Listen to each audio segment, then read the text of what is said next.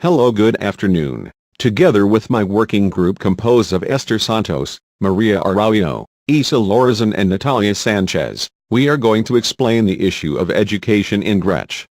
Let us hope and emulate them and share them. We are going to talk about the education in the ancient Greece. The main objective was to prepare the young people intellectually to assume the leadership positions in the task of the state and society. There were two kinds of schools. The first one, the public school, was under the care of the police, and the second one, the private school, was in the familiar ambit. Greek education has two important characteristics. The first one is that the education couldn't be separated of the civilization and the society, and the second one is that the child is conceived as a puppet. There were four periods in the education: Socrates, Plato, Aristotle, and the Hellenistic period. Socrates used the majority, which can create doubt, to reach the truth. He also raised the scientific method, using questions to achieve the transference of knowledge. Plato imparted idealistic education, which consists in the world of the ideas. He walked the Republic, education for a perfect society, and he looked for the development of the human virtues. Aristotle imparted the education of the civic values and the reach of the whole population for good progress. In the fourth period, the Hellenistic period, the schools are founded in formal buildings and establishments, and variables of moral schools arise. Has four steps in the evolution of education.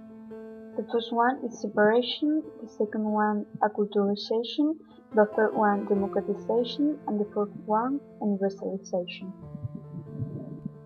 Separation. The education was separated in two classes, the dominant class and the dominated class. The dominant class, people in this class were formed to control all the power, and people in the dominated class were taught to do their familiar offices. Acculturation. It consisted in educating throughout the music and the gymnastic. The music was the teaching of natural heritages, and the gymnastic was the preparation to the war. Democratization. In this period, two more subjects are added, which are alphabet and letters. Universalization. In this last part, women and poor people have also access to the education. Teachers were strangers, exiled and humiliated. There were cases of violence from the student to the teacher and vice versa, and teachers didn't receive money for teaching. Children started school at the age of 7 years old, and at the age of 14 or 15 they started studying maths, literature, or oratory, and they complemented this subject with the practice of sport. In Sparta, the education was on the hand of the state, and it was more conservative. Children stayed with their families until they were 7 years old, and then the state was the one who had to educate them. They thought the physical education was so important, so the women received the same physical education as the men. Apart from the physical education, they also thought that music and religious songs and dances were so important. The main objective was to develop the contempt and cruelty towards the slaves. The Crypteia was an organization that killed slaves randomly. In Athens, at the 18 years old, people started the military preparation. There were two famous schools, the Academy where Plato taught and the Lyceum where Aristotle taught. The schools were individualistic and only the highest classes has access to education. There were four areas of study: physics, grammatics, music, and arithmetic.